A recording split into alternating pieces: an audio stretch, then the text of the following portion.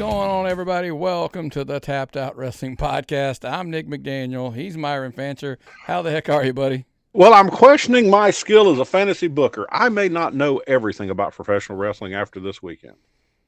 I think there's a lot to be said for things not necessarily happening how we thought, but there's also going to be reasons why, maybe. Yeah.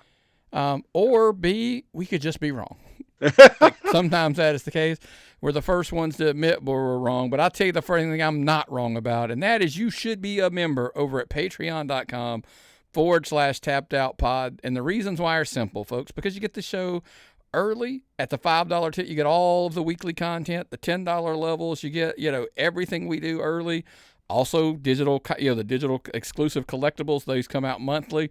Those will be posted in the next day or so. The $25 level, you get the actual autograph to 8.5 by 11. Those actually mailed out on Monday. So if you haven't listened to the show early, you might be getting them any day now for sure. And it's not just that, man. Look, for $1, you get the show notes. I mean, we're at 4 pages of notes for stuff today. Wow. If you talk about for the Spotlight, that is a free show, the Georgia Wrestling Spotlight. You absolutely just create a free Patreon account, and you can get that show for free. And those show notes on average, usually, Myron, sometimes 10 pages. I've seen them, and they're insane. All the chronology, or if that's the word that you do, to chronologically get Georgia wrestling facts and indie wrestling facts together is mind-blowing. Jeez. Oof. Yeah. You are the scribe of Georgia wrestling. And if you want to have your stuff covered on the Spotlight, I did discuss this a little bit on the Tapped In show. I'm going to discuss it again on the Spotlight as well. Want to be clear how this works going forward, Myron. Had a little bit of probably talked about it a couple of times, but this is how this is going to work moving forward, and then we'll get into the national stuff because we are going to cover Saturday Night Main Event, Evolution, All In. There's a whole lot of stuff and a bunch of fan questions that rolled in over the weekend as well. We're going to even change that up and kind of slide them into the categories of when they asked about them. Hopefully that'll work out a little bit. But so real quick, just because this is an indie topic, I get it. Hey, if you're a national listener, you don't watch Georgia Indie Wrestling or anything, you can probably hit skip for about 30 to 60 seconds on the screen there. It's real simple, folks. The recap sheet is on our Tapped Out Podcast Facebook page. It is also on my personal T.O. Nick McDaniel page, the recap to get your show covered on the Spotlight. It's real simple going forward. I will only the only shows that will be discussed are ones that we get recaps for. And it has to be from somebody that is officially with the promotion that is filling those reports out, because we want the actual promotions, like what their stories are, what we want their official takes on what they want covered and how they want it covered. And making the drives, social media posts and all that kind of stuff, what we're going to cover. I need your poster. I need some events. I need it streamlined in. Hour and a half, 2 hours a week looking and tracking down posters and tracking down what's on the card and all that kind of stuff. Look, hell, if it's not important, I get it. No ill will.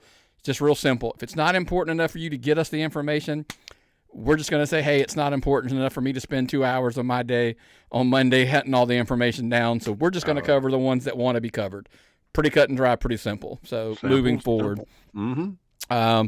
That's enough about the indie talk. Let's jump right into the heavy weekend. Myron, before we get into the specifics, let me ask you this.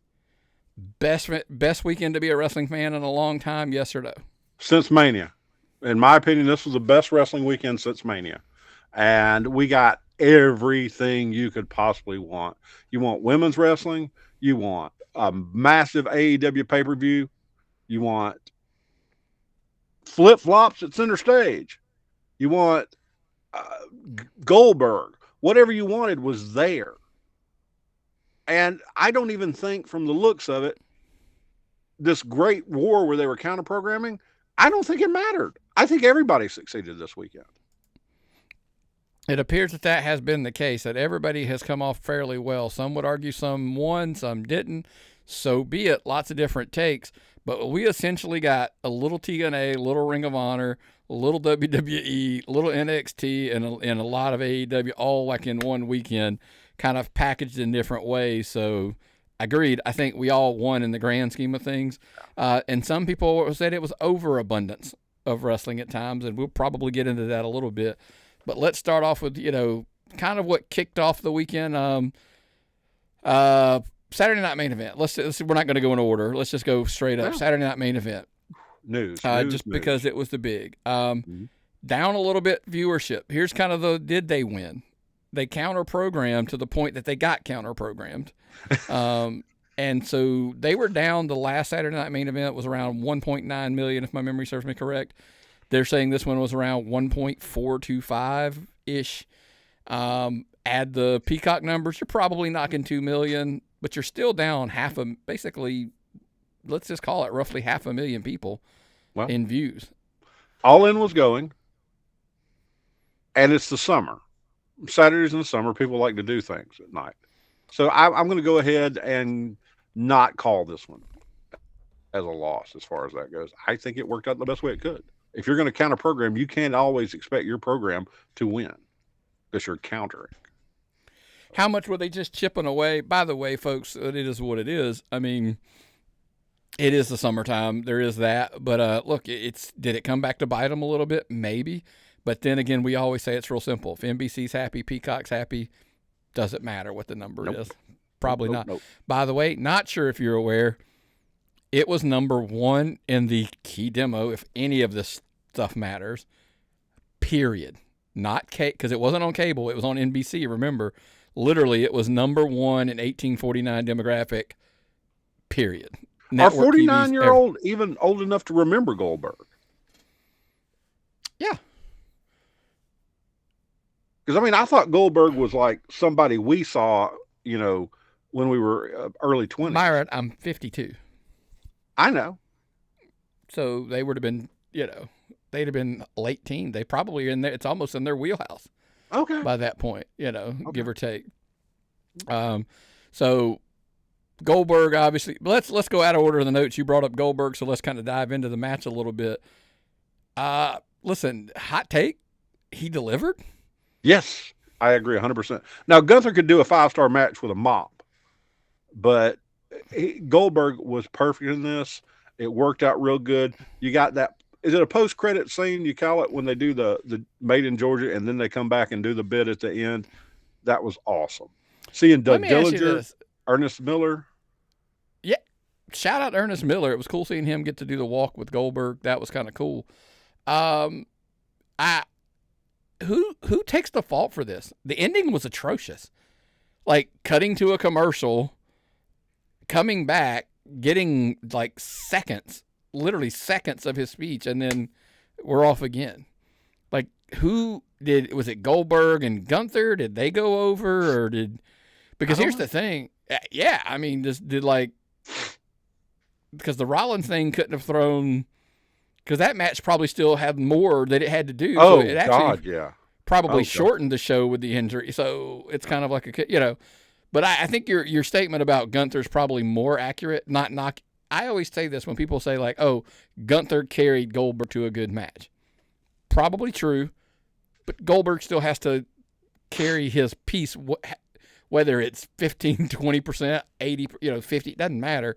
I recently was talking to somebody on the indies, and they were like, hey, dude, this guy, I get it. They're, like everybody's giving this guy credit for carrying the match. And I was like, dude, he did his part. Like, I don't know what, why he's getting a bad rap on it, but he did do his part.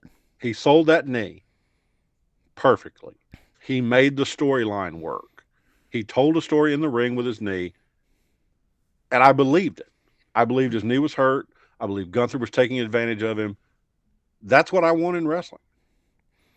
I want to worry. I want to get anxious. I want to get worked up. And then I want to get, I want to feel. And they did that with me. And I didn't think I would feel in a Goldberg match. Most asinine comment I saw or heard over the weekend. Was it appropriate that Goldberg was selling his knee after Rollins injured his knee? I'm like, moving on. I was like, yeah. Obviously, the Rollins knee injury was a huge, huge piece of the story coming out of the weekend. It literally shook up everything, and we'll get into what happened after, on Raw and after, like what we think where things can go or whatever. But that was the big talk coming out. Story breaking now is that 4 to 5 months probably He's out. He's back by Rumble. Because here's the thing. There's nothing to rush back for in December. Because they typically don't do pay-per-views anymore in December. There's a Saturday night main event, supposedly, rumoredly, in Boston. Don't take away from Cena's end, okay?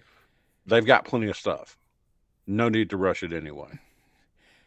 Listen, don't get me fantasy booking. I've already got this fantasy booked in my head that if he did come back, if he's healthy, this is only if he's healthy. You ready for this? The rumor is Cena's going to wrestle Gunther as his last match in Boston. What if it's for Gunther's title? Gunther's still holding the title. And Seth is healthy. And he cashes in on the match, pins Cena to win Gunther's world title. So John Cena goes out on his back being cashed in on a Money in the Bank. So Cena keeps the belt when he walks out because he got Gunther's. No, Gunther's the champion. He's wrestling a babyface Cena at this point. He is wrestling him for Gunther's world title. Seth will cash in mid-match, making it a triple threat. We just recently saw that. We'll get into that match in a minute. He pins Cena to take Gunther's title. Wow. And Cena loses on the way out to Seth Rollins in a cash-in on a Money in the Bank. And that's his final match. So many thoughts. Or the simple one is, here's the simple one. He just fucking lays down for Gunther and takes the 1, 2, 3 and puts Gunther over on the way out. Because, listen, say what you want about Gunther. Triple H is wholeheartedly, clearly invested in Gunther, and he thinks he is somebody for a long time. Promo last night was cool.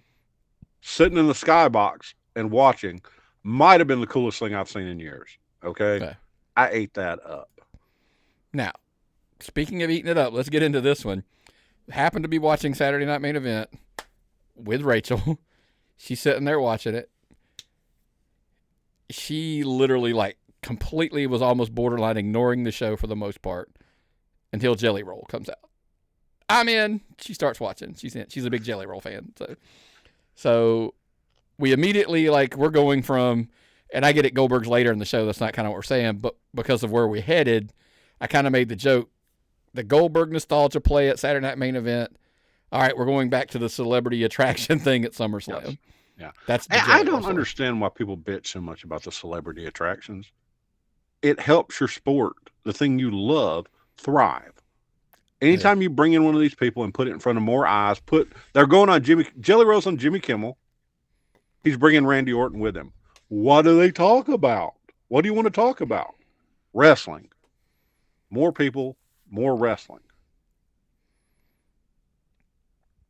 You would think. It's like Paul Walterhauser on Georgia Indies. It's the same thing. It helps the hell out of it. He was on, was it Van Vliet or Irwani? I can't remember which podcast he was on. He mentioned Southern Honor. And you're like, yeah. So I get it. Look, and we get it as long as you do it correctly. Like Jelly Roll's doesn't come off like he's trying to be a wrestler. No. And as long as they kind of stay in their lane, kind of know what he's like, hey, let's teach him a couple things. He's not Logan Paul. Logan Paul is Logan Paul. I mean, yes, it is what it is. Randy's probably going to take 85, 90% of this match. We gotta get that right. That's yeah. The only question I have is why would Drew McIntyre align with Logan Paul? Because Logan Paul almost exemplifies what McIntyre doesn't like.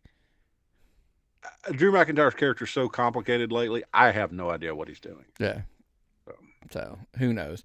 Last but not least, Saturday Night Main Event. The Bloodline story's picking up steam. It looks like some pieces that were, and I jokingly in the show notes have the Bloodline 2.0, 3.0 are looking like they're going to be heading into war because I don't even know if all of the members are, because now there's rumors that some of the members that have not come in yet are coming to fill in this pie.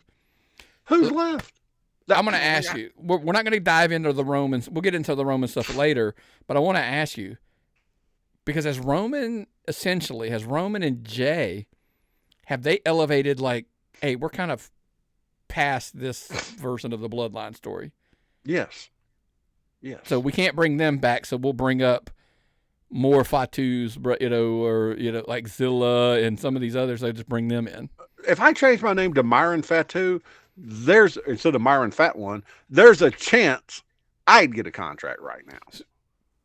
Hey, Naomi embraced it. She said that's why she married into the family, and look what happened for her. So there is that. Speak of Naomi, Evolution. The question came out: did they borderline? I'm saying borderline. Did they borderline spoil the absolute women's match of the year by having the cash-in happen at the end of a match that was like that good? Phenomenal match, then a cash-in. That elevated the storyline. Now it's not just Rhea and Io. What are you going to do after that match? Even if somebody won, that was a great match. But when you add that Naomi thing into it, you get, to me, one of the best cash-ins of all time, because she's an extra villain. Okay? She lost to Jade Cargill in a brutal match, and then came in and cashed in. Now she's champion. She was on Raw last night talking. Folks, I can't think of a better way to handle this, in my opinion. No, Naomi's on top. Rhea and Io are chasing her now. That is a great way to elevate. That's just me. That's my opinion on it. But yeah, I don't think it was a waste at all. I tell you, who's not being wasted, Myron. That's Stephanie Vaquer. Have they, like, the running thing now appears like they have put the rocket ship on her, like, since she's come up. Is she ready? I mean, that's the question. Is she ready? Will the promo stuff come back to bite in the long run? The lack of promos. Yeah. That might be an issue. But she's got everything else. And when she does promos, it gets people to, because she's doing that type, like the Japanese star do sometimes, where you can't understand everything and they go back and they try to put it into English. It's endearing to some people. It may work. I don't know the answer. Makes you listen. Yes. You have to listen intently. Mm-hmm. That may be what you're saying, yeah. I love also Sol Ruka. How big a weekend did she have? She worked 3 nights in a row. I think she's also somebody who they've got a lot of trust in. Women's wrestling was great this weekend. I mean, the AEW show had some great women's wrestling. I am the biggest Willow Nightingale fan there is. But we'll get to that in a minute. Yeah. Speaking of again, Evolution, I had a question that somebody sent in. It was like they were kind of all upset about Blake Monroe already being a heel. And I'm like, why? Like, that's kind of what she does best, right? Like, why are you, like, it, with all intents and purposes, they probably want her to be a heel. They just realize when she shows up, the fans are going to give her a babyface reaction. So let's just let this get past that, and then we'll let her show her true colors, and that's when she could that not have been a better spot to do a heel turn? You wrestle as a tag team with her the night before. You're her trusted friend. She asked you to come out to the ring with her, and you take the belt away from her base. Sorry, not take the belt. You stop prevent her from winning. Yeah. Yes. It's a good question. It's a good story. Let's get into, so like we talked about some of the questions that came in from the fans. Let's kind of dive into some of this stuff, Myron. Let's see. Let's start with Travis from Orlando. Would you consider Evolution 2025 a better all-women's PLE than the original Evolution in 2018? I'll let you start because I know you're a big women's fan. I really don't know. I didn't watch it. I watched the 2018 pay-per-view in a long time, so it's hard for me to put it in frame. If I went back and watched it, I would probably say yes, because of the evolution of women's wrestling since then, and the stars and everybody is working so well together. You don't see any of that John Cena burying people backstage with the women. I haven't heard anything like that. But I don't know off the top of my head. When's the last time you watched that Evolution pay-per-view? It's been a while, so I'm cheating here. As we're on the air, I'm pulling up the card. Rhea Ripley defeated Dakota Kai. That was, believe it or not, for the NXT UK Women's title. Yes. Trish Stratus and Lita beat Mickie James and Alicia Fox. Nia Jax beat Ember Moon. Toni Storm defeated Shirai in the Mae Young Classic final match. Sasha Banks, Bayley, Natalya beat the Riot Squad it was just in a 6-woman match. Shayna Baszler defeated Kairi Sane to win the NXT Women's title. Becky Lynch defeated Charlotte Flair for the WWE SmackDown title. And Ronda Rousey defeated Nikki Bella by submission to win the Raw Women's Championship. So my quick answer would be, I would say if you long-term stretched out time, I know we like to do recency bias and say like, oh, and this clearly the one they just had was better. I would probably argue not. But for 2 reasons, things that happen. The card and then the meaning of the 2. Like when that one happened, it was the first. Yeah. So I would still probably give the 2018 one the nod at this current moment, if that makes any sense. If that answers your question, Travis. Eric from Mesa, Arizona. Naomi just dethroned Io Sky, but is WWE setting her up to be a transitional champion before somebody like Vaquer and Bianca takes it from her? Even if she is a transitional champion at Elevator, I don't know what they're going to do. I like her. She's a heel. Evil Naomi. So I like what they're doing. I want to see how it works out. I can't say if she's transitional or not right now. So we'll get into where that's going with. We'll get there in a minute. But my quick answer, Eric, I do think she is a transitional champion. Eli from Milwaukee, Wisconsin. JC Jane beat Jordan Grace thanks to the heel turn by Blake Monroe. Was it too soon for Grace to lose that title? No. She lives in Atlanta. Okay? That was basically her real hometown crowd. She elevated herself on that show. She looked better, and being a victim of something like that, I think it helped her. People are going to care more about it now. She was on a bigger stage. Yeah.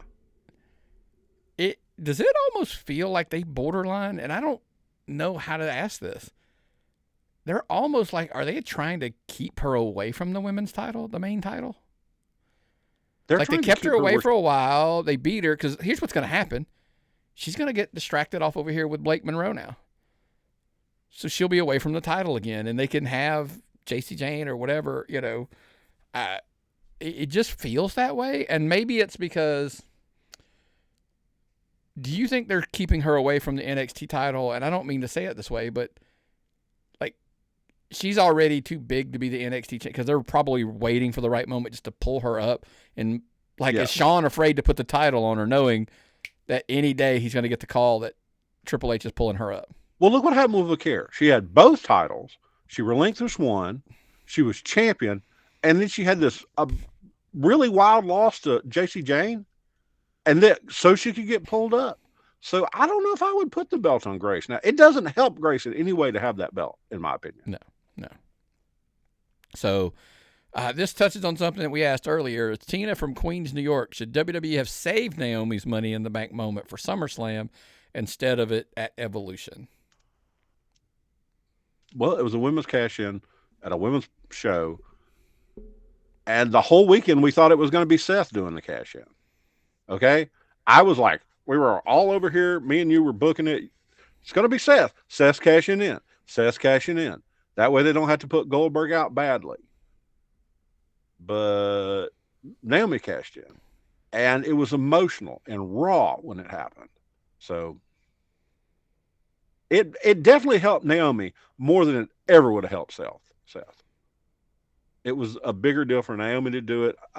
What better stage than an all-women's pay-per-view for a woman to cash in? Yeah, no, I agree. I actually thought it was the great timing because, like I said, we were also focused on the other one that it just kind of completely threw us off. So yes. Let's plow ahead and get into because who knows how long this will take us to cover, right? Maybe. I hope it don't take as long as the show. No. AEW All In had their big show on Saturday as well. Right out of the gate, let's go ahead and, just talk about the 800-pound gorilla in the room. Way too long of a pay-per-view. Absolutely, without question, way too long. Well, you had to block out Great American Bash, and you had to block out the entire Saturday night's main event. So they had to fill 2 massive time slots. Yeah, so essentially, if you're obviously living under a rock and not realize, so the 0-hour pre-show started at like 1 o'clock. Tony Khan's press conference ended a little after 10. They literally ran their show through the Great American Bash, the little window where they had no competition, Yes. and then through the window essentially of the Saturday night main event. Basically 8 hours. I believe I read this somewhere. I think this is true. If it's not, it's the internet, so it doesn't matter anyway. Longest U.S. pay-per-view in history, actually beating out WrestleMania 35. Longest pay-per-view ever. Yeah, that was still a 1 hour. Sorry, that one was night the one day. WrestleMania. Yeah. Now that's probably including like pre-show, etc., and all of the above. Just listen. Let's sidebar out and go. I get it. Hey, you're trying to create value. They paid $50, $60, whatever the hell they paid for the pay-per-view. We want to make sure. I had a whole conversation on the Tapped In show about indie shows trying to do the same thing. Hey, let's justify the ticket price and run 3 hours, over 3 hours. And I'm like, absolutely not. How about you give them a good, well-timed, event-filled, packed show condensed into 2.5 hours. I'm out of here. That's perfect. Now, let's be fair. I'm going to play fair and say I don't think that's what they attempted to do here. I don't think they were justifying it because of the money in this one. This was a direct shot back to, you want to counter-program us, we'll counter-program you. Now, who does this help? Are they paying too much attention to AEW? Yes. Okay, is AEW working too hard to beat WWE? Because their audience is different. Completely different. I don't think they are. I think AEW, I hate to tell people this, is in a really good place. Yeah, oh yeah, definitely. And what I mean by that is not just positioning where they fit right now in wrestling. I believe they're in a good place from their not their structure, but their, like, I think creatively they are understanding we need to be just different. We're not just loaded up at top with, former WWE guys. We're going to focus on the guys we brought along. We're just like, it's a new thing. We're going to get into some of that in the questions or whatever. But now, from a financial standpoint, these are all rumored numbers up to this point. But again, if it's on the internet, it's got to be true. $3 million gate. Nice. Roughly 30,000 people in the building. Was it 40, 50, 60, whatever, because I know they're going back to Wembley, I believe, next year. Was it the 40-something thousand they probably wanted? Nope. Heck of a day to have a $3 million gate with 30,000 people. They're expecting it's probably the most pay-per-view buys ever in the history of AEW. That tells them that means, okay, if you got more interest, that you're getting more buys in your product than you've ever have, even at a peak when people thought you were the hottest wrestling promotion on the planet. Dude, they did all that running against all that free programming. Okay? They ran against all the things WWE threw at them and still were able to do that. The people that were those people made a decision. I'm going to give you $50 to watch this instead of watching free programming. Mm-hmm. And we've talked about what pay-per-views would, if WWE was pay-per-view back, as they were still running pay-per-views again, and you had to pay for them like we did, 20 years ago. Which ones would you buy? Well, people wanted this. Your wife tuned in and watched Jelly Roll pop out on Saturday night's main event. Yeah. Okay, that's a casual fan. These people are not casual. These are bloodthirsty, real wrestling fans. I don't think AEW could be in a better spot. Now, I am curious to know, like, what were the numbers on international? Is Saturday Night Main Event available international on Netflix? Well, it's. I tried to get on my VPN to see Netflix running Saturday Night's Main Event. It wasn't there. I couldn't. I don't think it is. I think that's an NBC product. Peacock is not available overseas. Correct. That's my point. That's what I'm saying. I don't know. Was that product available overseas? I don't know if it was or not. That's a television show. It's an NBC television show. Correct. That's what I'm saying. It's not. Yeah. So anyway, if by the way, Nick from Houston wants to know if it's available in another country. Somebody let me know. But again, super successful at the gate, and then lots of things. I always tell people don't believe me. There's a lot of the things I really enjoyed about All In. One, hopefully it puts to rest the rumors that Mercedes Moné has creative control and blah, blah, blah, blah, blah. She put Toni Storm over. She took a pile driver off of the second rope to finish her way. She took she did kick out after 3 consecutive pile drivers, and then the one off the top rope finished her off. So she Hogan'd up a little bit. So glad she didn't have another belt. This was the perfect timing to not let her win, to take her first loss at your biggest show, which would make people not expect it as much. Yes, this was perfect timing. My opinion. Well, we discussed it. It also did a lot for Toni Storm for her to be the first one to pick up the win. Mm-hmm. So kudos to them. I get it, folks. Here's the thing. I know there's a lot of controversy coming out of that match. There was a spot that they did in the reverse pile driver where she reversed the tombstone, and I'm not getting into the details of it. It is what it is. But here's my thing. Do you know why I'm okay with it? Because they're different. Yes, they're an alternative. They're a legit alternative. You remember WCW? They were trying to do the exact same thing on Monday nights WE was doing until Bischoff took over. And they got their 83 weeks of dominance by changing things up. And then when they didn't, they failed. Here we are in a world, and I've noticed a little, it's slowly, you're probably seeing it, it's slowly happening. Is history repeating itself? Let me ask you this way. WCW went edgy, hardcore, and then we get the birth of the Attitude Era. It looks like that is wholeheartedly what AEW is embracing, is the edgy, the violence, the edgy whatever. And all of a sudden, guys are dropping a few words on WWE that used to be no. Things are starting to happen a little bit, and I'm like, we just a little bit of stuff here and there?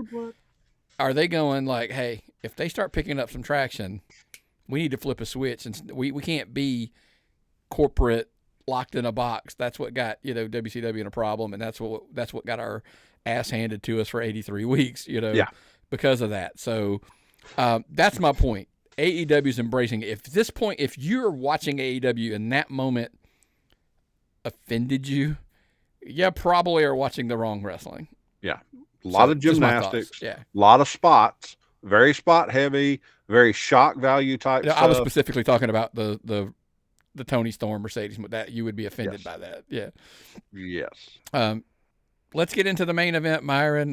Look, a lot of stuff, whatever. I believe it. Let's do the main event, because that's the one that I think I know you were probably kind of gonna.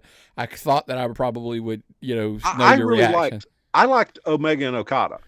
That gave me the best match that I saw, in my opinion. But the main event, too much suspension of disbelief. I'm sorry. You said it was good. I thought it delivered. And here's why I thought it delivered. They did exactly what we discussed they needed to do. The rest of the card as a whole, not super bloody, not super crazy, like not the violence, not whatever.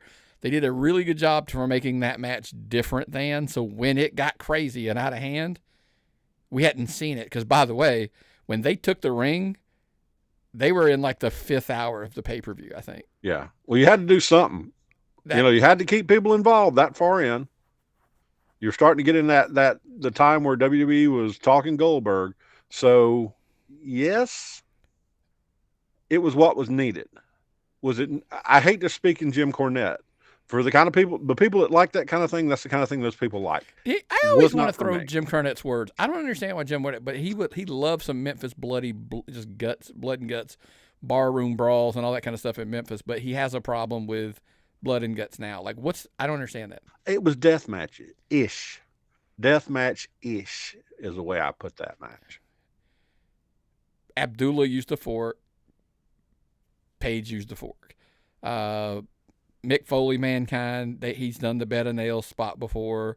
When they bring out thumbtacks, I'm like, thumbtacks have been done to death in ECW, WW, whatever. So that's kind of where I'm always like, they're like, oh, they did this, or I'm like, they didn't do anything that hasn't been done, like at other places. That's the part I'm talking about. Like, yeah, I've seen, so that's where I always throw the question marks of like, oh, it's this, it. The problem was the reason why we always talk about those kind of matches are okay when they're built to that point. And the Death Riders had pushed everybody to that point that's what it was going to take to beat them. So that's kind of why I thought it delivered the way it had done. So now it was, you were very accurate about saving it to the end, popping it when you needed it. Still was a bit much for me, but it worked. But what's going to happen to the Young Bucks, Nick? They're not EVPs anymore? Nope. They have lost their match. That is, again, speaking of another match that delivered, Ospreay and Strickland.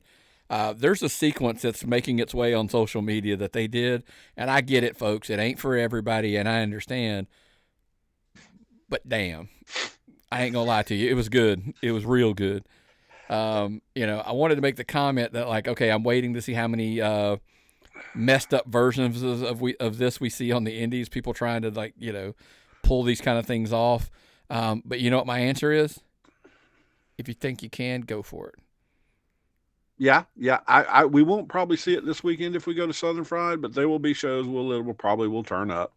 Yeah. We'll see. I just was, again, it's one of the things I like that they did is I've said it time and time again, when it comes to pay-per-views, AEW almost always delivers. Now, was it too long and I could complain about that or whatever? 100%. There's some matches I was like, I was sitting there going like, I could have cut that one, I could have cut that one, I could have cut that one, so be it. But as a whole, they nail it, and they do a great job because they also do a really good job of giving us, I feel like, a really good variety across their pay-per-views. Like, the matches are a lot of them different. Are they ready for a 2-night pay-per-view though, Nick? Do you think that's the next thing? Do you think No. they could, if they're going to put all this in a pay-per-view? How about 2 nights? Could they have done it? Yes. Now, if you wanted, look, that's the dick move. The second they announced it, you could have asked Globe Life Field to say, like, hey, we want to counter program Saturday Night Main Event and Evolution and do combo tickets. Now, if they're going to do 2 nights, I recommend an arena, not a stadium, for one. That's a good start. Let's do, 2, because then, by the way, less tickets, higher pricing, blah, blah, blah. So, but do 2 nights, because you could have night 2 could have been Moxley Page main evented. Night 1 could have been Moné and Toni Storm main eventing. It's not like you couldn't have pulled it off. You could have. But that's the only reason I think that you kind of even remotely try that. So, let's jump into some of the questions. Some of that will be answered. Yes. Nate from Boston, after the brutal Texas death match, has Hangman Page finally reclaimed his spot as the top of AEW, or is this just going to be like another one-night peak? I know the last run he had, it was kind of, hey, you're there, and then we're going to get it off of you. It was way too soon back then. That was my answer. I think they've built him correctly. I think getting the approval, and I'm throwing some air quotes there, from Ospreay, from Strickland, from everybody along the way, he was kind of earning everybody's respect as the guy. Bryan Danielson, etc. I think now's the time he is officially warranted enough to kind of ride this thing out. Okay. I think maybe. I don't follow it as tightly, so I'll have to agree with you. Deb from Seattle, Washington, Mercedes Moné finally took her first loss in AEW at All In. Did they book that right, or did they end her streak too soon? Dude, she's been there forever. Yeah, that's true. It feels like. She was Goldberging. You know, a 120-pound woman was Goldberging. Not to insult women and women's wrestling, but it was time she took a loss. And you got to keep Toni Storm is 1 and 2. Toni Storm and Moné is 1 and 2. Am I correct on that in AEW? Mm-hmm. So make some parity, some balance in there. I think it ended at the right time. So here's my thing about saying it ended. Did it end too soon? No, it didn't end too late either. I just say from the fact that Toni Storm is the right time. I do believe there's a lot to be said for, like, hey, she hadn't been beat. She was refusing to do the job, or she would, like, A, it came out she doesn't have creative control. 2, how about, like, it's got to make sense for her to lose to. You can't just have her take a loss just to take one. Well, maybe she has creative control, and that's what she wanted. No, Tony Khan said she does not. He outright came out and said that doesn't exist. He said, do all of the wrestlers, by the way, I'm telling you, someone else told me that is not true, that the answer is Tony Khan encourages anybody to give him ideas. You just got to go up and help him, give him an idea, like, hey, what about this or what about this? At the end of the day, though, it's Tony Khan's show, and he's going to decide what he wants done. So if you just are better at making a case for yourself, people might argue that you probably have creative control. So is he going to go through a phase where he gets on steroids and then starts the dark ministry and starts a supplement company? No, that's Vince. Sorry. Yeah. He sounds like little Vince. Yeah. Trevor from Kansas City, Missouri. What's next for Jon Moxley after losing to Paige? Should he stay in the world title picture, or they need to cool him off for a little bit? My answer is simple here, Myron. After the loss he took, I think Moxley needs to go away for a little while. I was going to say the same thing, the same exact thing. It's better if you cut him off for a little while to make it special when he comes back.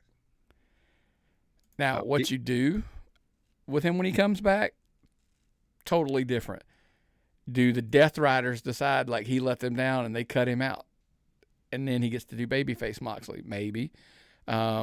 I don't think he wants that, by the way, so we'll see. I think just because of his position in the company, he's always going to be in the title picture or just kind of right around. He'll be orbiting it a little bit.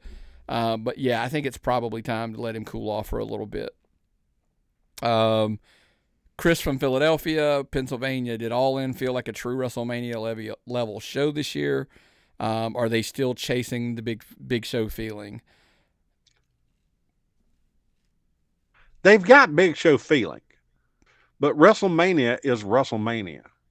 This is how many All-Ins for you? They've had 41 Manias. This has worked over years.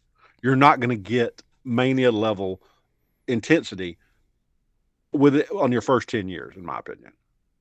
You need to beat slowly and keep grinding. Counterpoint, WrestleMania became WrestleMania in the 3rd year.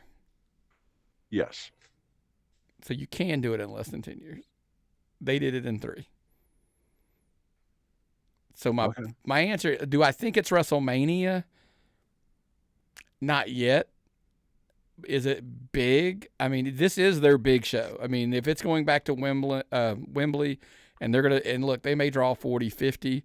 I will say this, I'm trying to think, because even after, I think WrestleMania got lucky. WWE, WWF at the time got lucky that they were in a hot spot, and they probably got one of the greatest stories ever told with Hogan and Andre to be at 3. Because think about after that, WrestleMania wasn't necessarily the 90,000. Do you remember any of those other WrestleManias after that until they get? Unfortunately, I do. That's the problem. I do. But the point being, they, their peak was 3. And then because then they were back in, they were in Trump's casinos, remember, in 4 and Yeah. 5 and whatever and so forth. And then they're doing, like later on, they were back in arenas after that. It was decades before they were back in stadiums. Okay. So I think we just kind of think about what WrestleMania is today, but it's really hard to judge a show 40 years in the making plus, or 40 plus years, running, versus a show that's a few years into it. But I do selling 30,000 in the stadium's not a bad day at the office. So that is kind of the big show feel. Yeah. And I also, Jeff was throwing out the things of 29 countries, represented as far as fans buying tickets. That's the WrestleMania stuff you hear about. So yeah. you could make a case. Let me put it that way. I don't think so, but you could make the case. Speaking of making a case, Marcus from Richmond, Virginia. Why isn't AEW doing more with the infantry? They've been consistently entertaining and solid in the ring, but it feels like they're stuck in the same spot in Ring of Honor. Do you think they deserve a bigger spotlight in AEW, or at least Ring of Honor? I'll let you start because I know. Well, they got on the big pay-per-view, but I need more Carly Bravo. I need more Carly Bravo on bigger cards. Carly Bravo, one of my all-time favorite wrestlers, one of my all-time favorite people.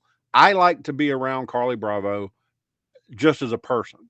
I think he's one of the most entertaining people in the ring. I don't get as much Sean Dean as some other people get.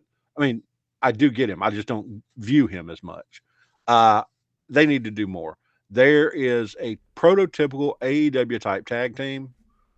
They need to squeak them up, bring them on in, get them up there, get them on shows. You got TV to fill. Start them out on the Saturday night show, and then go from there. Look, they're already on Collision from time to time. My answer is simple. They're better than most of your AEW tag teams. Mm-hmm. I would love to see the Infantry versus the Young Bucks. I would love to see them. Ospreay and Strickland probably aren't going to be a permanent team by any stretch of the imagination, No. but that would be entertaining. But just across the board, he's right. They're as good as anybody on that roster. Mm-hmm. And so I agree, and they're fully aware of my thoughts or whatever. So that just kind of is what it is at this point. So overall, AEW, great job, great weekend, hell of a financial success, everything across the board. Then, of course, it's funny because we have stuff that comes through after Raw. Like, you can't really set the table because Raw is going to completely change everything. So let's do a little quick Q&A of questions that I felt like deserved to go at the end post Raw. Gunther versus Punk. I'm sorry, Lorenzo from Tampa, Florida. Gunther versus Punk looks like money, but should it have been Braun Breaker instead? Yes. I sat there that whole time. All I wanted to see was Braun Breaker getting a belt on him, and then Seth coming back with his Money in the Bank briefcase, and then you had Paul Heyman trying to manage all of that, and I was like, God, that's got to happen. And I was so excited, and then in the last one of the gauntlet, Punk wins.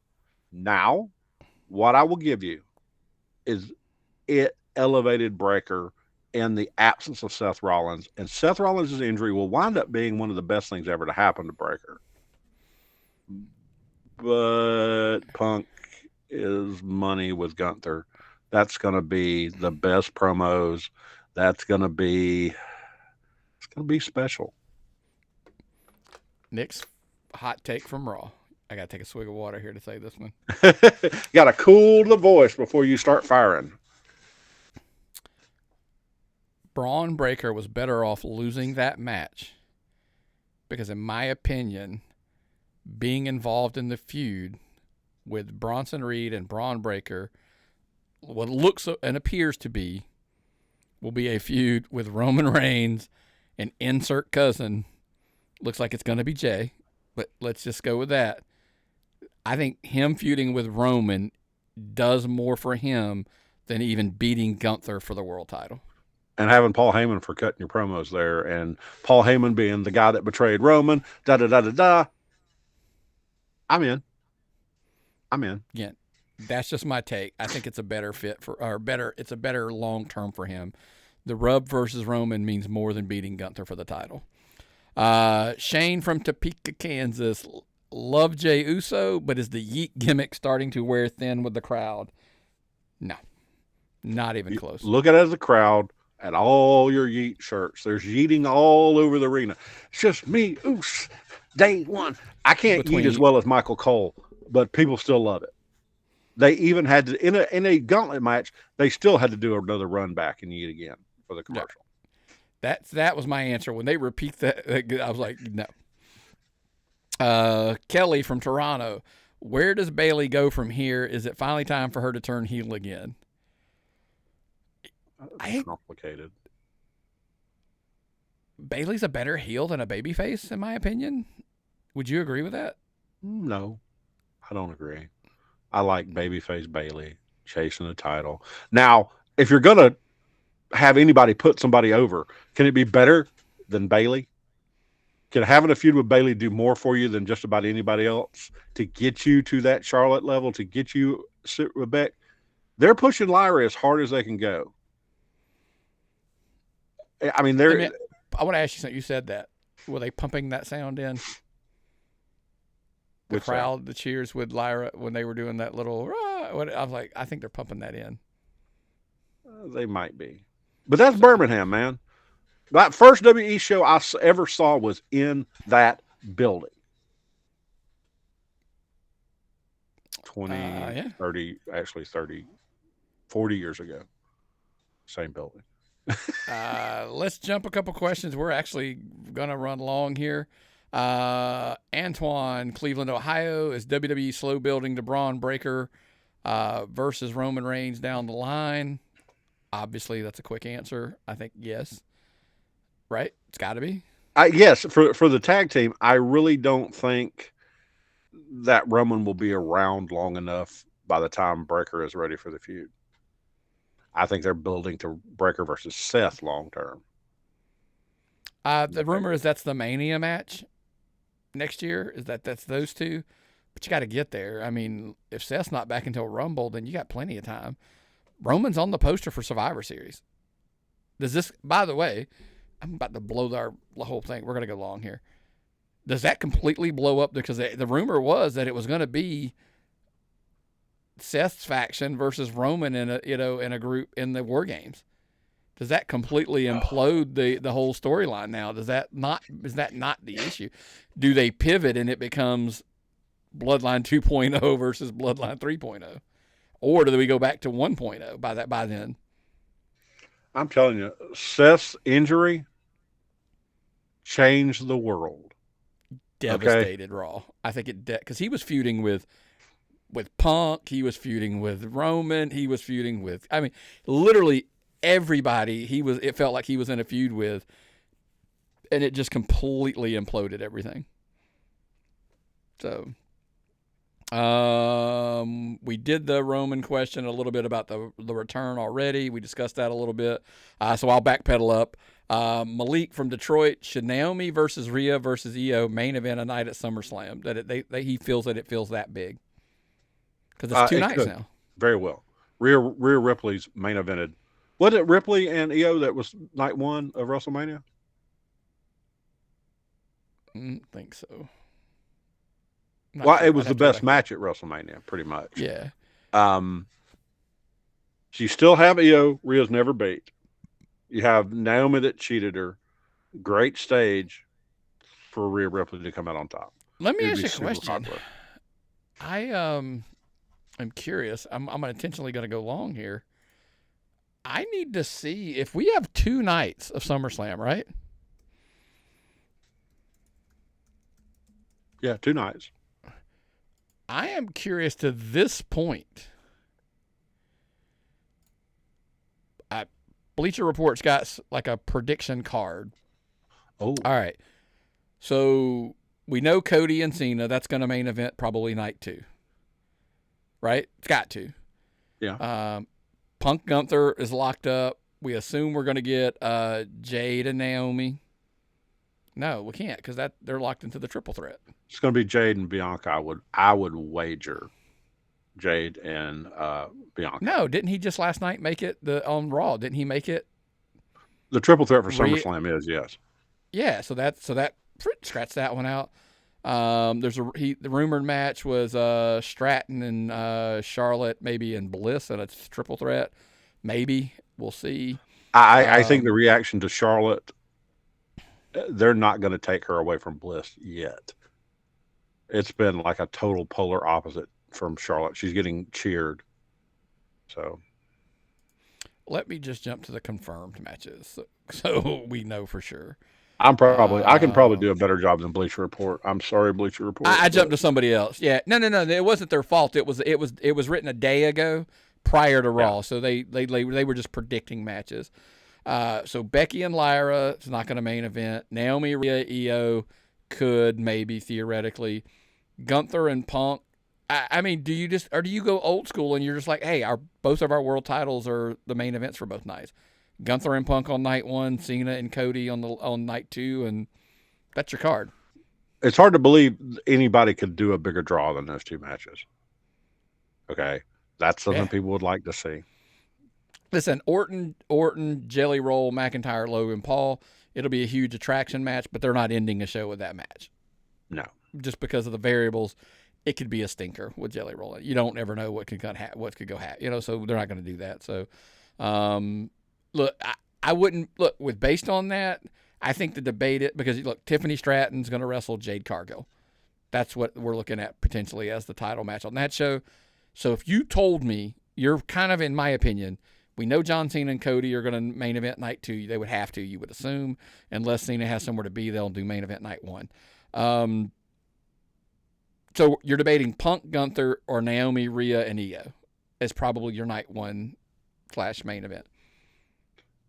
It's going to depend on how much reaction they get to what happened at Evolution. How many nights they bring that out here and say, look at me, I'm evil. I took this from you. And if that continues to get a big pop, maybe.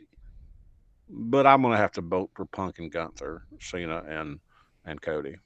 That's your traditional WWE's planning and thinking.